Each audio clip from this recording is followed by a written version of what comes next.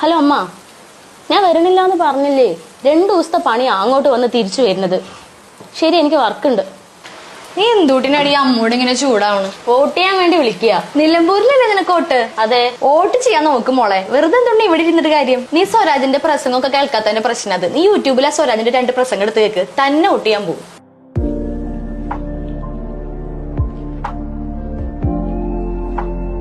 നീ സ്വരാജിന്റെ പ്രസംഗമൊക്കെ കേൾക്കാത്തതിന്റെ പ്രശ്നം അത്. നീ യൂട്യൂബിലെ സ്വരാജിന്റെ 2 പ്രസംഗം എടുത്ത് കേക്ക്, തന്നെ വോട്ട് ചെയ്യാൻ പോകും. എന്റെ വഴികളിലൂടെ മാത്രം നടക്കുന്ന ആളാണ് ഞാൻ. എന്ന് പറഞ്ഞാൽ എന്റെ വഴികൾ എന്റെ ബോധ്യങ്ങളാണ്. അതെന്റെ പ്രസ്ഥാനം എനിക്ക് കാണിച്ചു തന്ന വഴിയാണ്. ആ വഴി ശരിയാണെന്ന പൂർണ്ണ ബോധ്യമാണ് എനിക്ക് ധീരമായി മുൻപോട്ട് പോകാൻ ഊർജ്ജമാകുന്നത്. നിങ്ങൾക്ക് വാര്യംകുന്നത്തെ കുഞ്ഞഹമ്മദ് ഹാജി എന്നൊരു പേരറിയുമോ? ബ്രിട്ടന്റെ സൈനിക ആധിപത്യത്തെ വെല്ലുവിളിച്ചുകൊണ്ട് സ്വന്തമായി ഒരു രാഷ്ട്രം സ്ഥാപിച്ച ആളായിരുന്നു. തന്റെ റിപ്പബ്ലിക്കിൽ അദ്ദേഹം ഇട്ട പേര് മലയാള രാജ്യമെന്നായിരുന്നു.